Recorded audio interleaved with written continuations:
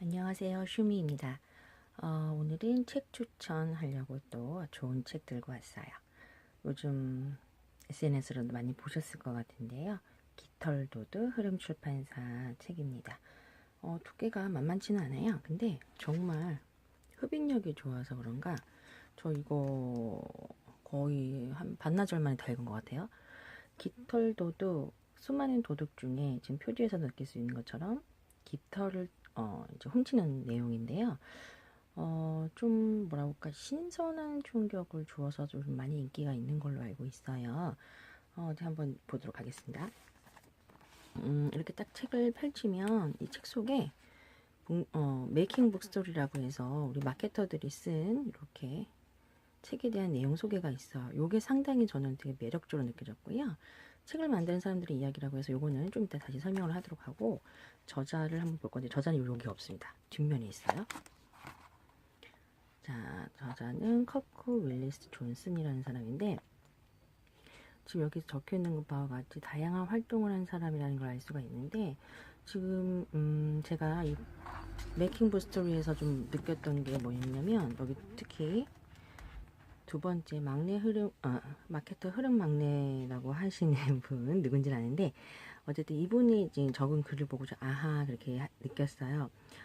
마지막까지 분야가 고민이었습니다. 지금 장르를 정하는 게 쉽지가 않았던 것 같아요.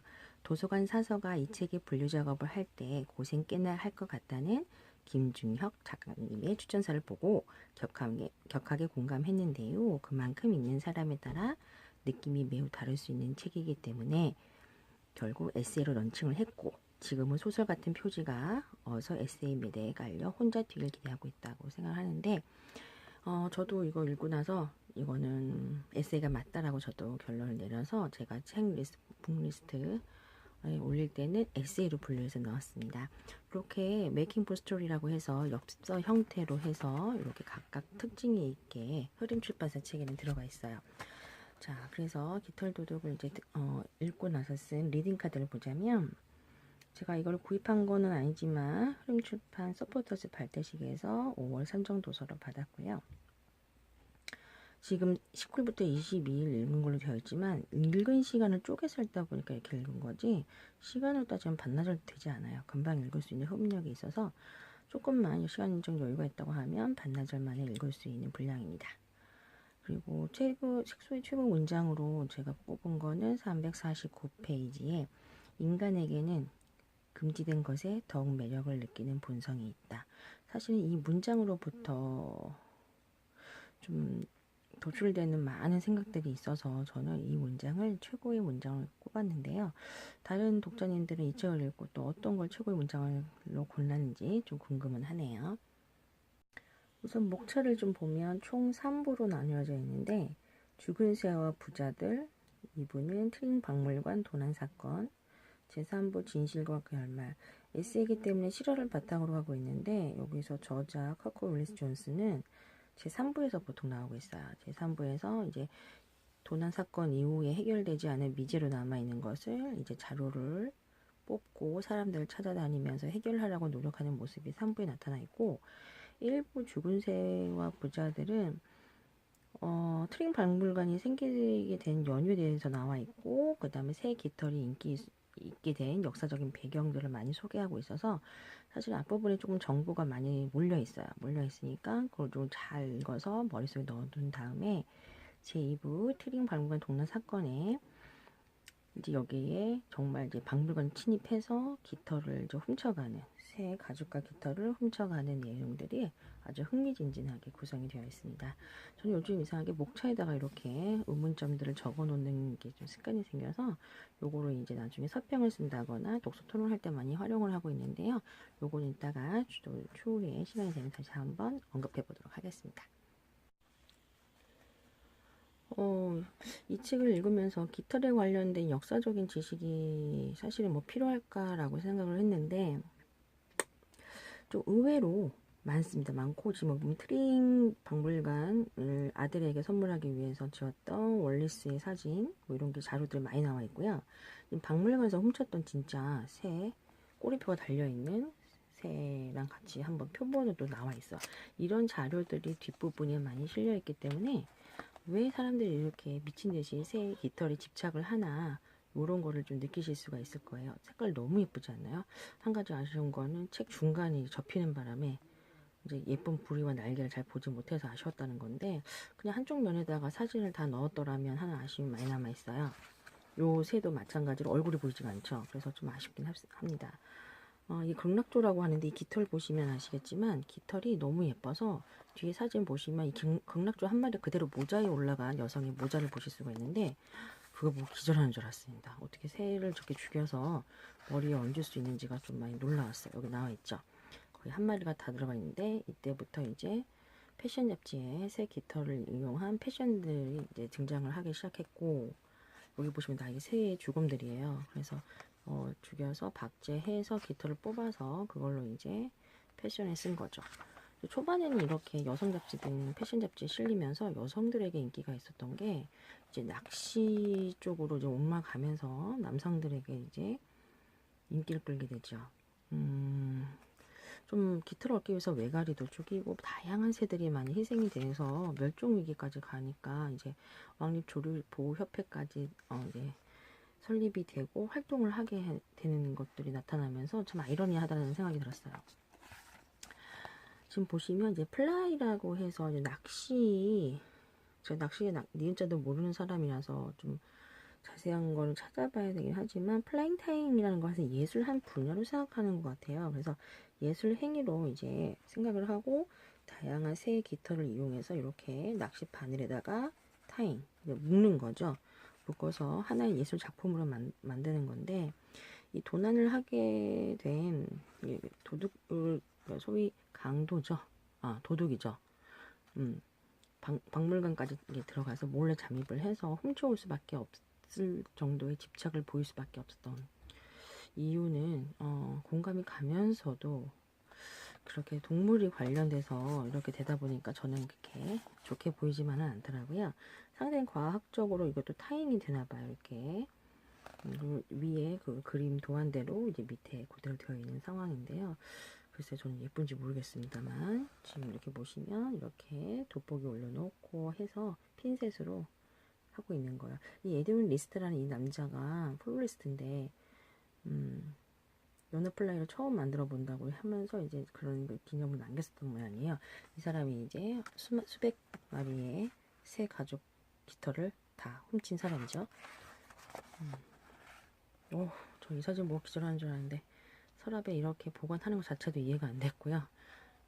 어쨌든 뭐 역사적인 걸로 보존하기 위해서 기록을 남긴다고 하는 거에는 뭐 반대는 하진 않지만, 이렇게 꼬리표를 달아서 넣어놓는 것 자체가 저는 어떻게 보면 좀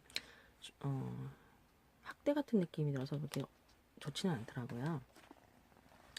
이렇게 에드윈 집에서 발견된 상자에는 다 가죽이 다 지퍼로 백에 담겨져 있고요. 위에도 다 새 이런 것들을 보여주니까 저는 못 보겠더라고요. 그래서 이런 식으로 해서 다양한 사진들이 들어가 있어요. 사진 들어가 있고, 그 다음에 이 사진들은 다 저자가 찍어서 했겠죠.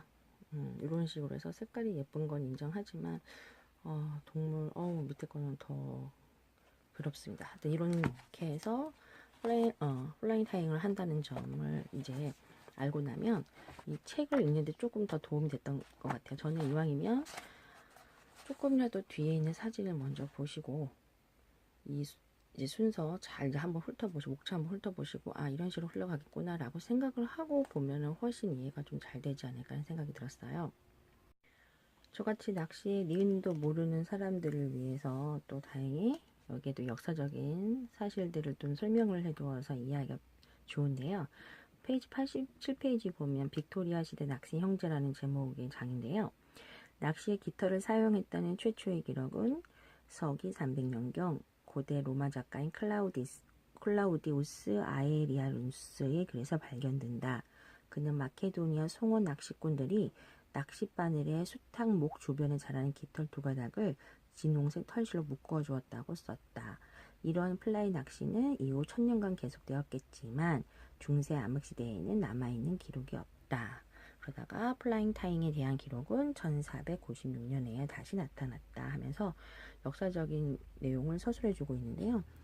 이렇게 다양한 책도 발간이 되고 이거를 예술작품으로 생각해서 거기에 또 집중을 하고 큰 돈을 들여서 이베이에서 사서 만든다는 것 자체가 상당히 좀 신세계 같은 느낌이 많이 들었어요. 여기 보시면 엄청난 양의 또 조사 내용들, 역사적인 내용이 꼼꼼하게 들어가 있으니까 옛날에는 이렇게 했구나. 그리고 얼마나 많은 새 가죽을 또 갖고 있는지도 소개한다고 해서 저는 진짜 사진이 아니면 알 수 없는 새의 종류들도 많이 나오고 있습니다. 조금 유식해지는 느낌이 좀 들기는 해요. 트링 박물관을 에듀 리스트라는 사람이 유리를 깨고 들어가서 가방에다가 300여 마리에 해당하는 새들을 다 넣어서 훔쳐 나왔음에도 불구하고 박물관은 뭐가 없어졌는지 몰랐다가 한참 후에나 발견하게 되고 이제 거기에 대해서 수사를 진행하지만 사실은 에드윈 리스트가 뭐 아스퍼거 증후군이라고 해가지고 이제 소위 요즘 우리 한국 사회에서도 많이 보여지는 정신 이상 좀 같은 느낌의 그런 걸로 해서 이제 풀려나게 되고 미제로 끝나게 되죠. 그러다가 이제 저자가 이 사건이 미심쩍은 부분을 발견하게 되고 전 세계를 돌면서 자료 수집하고 사람들을 만나면서 노력하는 모습들이 정말 대단하게 느껴지는 책이긴 한데 보면서도 좀 뭐라 그럴까 한 가지 인간에 대한 집착 뭐 예술에 대한 거 아름다운 거에 대한 추구하는 거 인간에 대한 이런 행동들이 그렇게 좋게만은 보이지 않는 개인적인 좀 식견이 생겼어요. 특히 345페이지에 있는 그들은 모두 수세기에 걸쳐 새들을 지켜내기 위해 노력했다. 그들에게는 새들을 마땅히 지켜야 하는 것이었다. 그들에게는 공통된 신념이 있었다. 그 새들이 인류의 미래에 도움이 될 거라는 신념과 과학은 계속 발전할 것이므로 같은 새라도 그 새를 바라보는 새로운 관점이 계속 제공될 거라는 신념 말이다.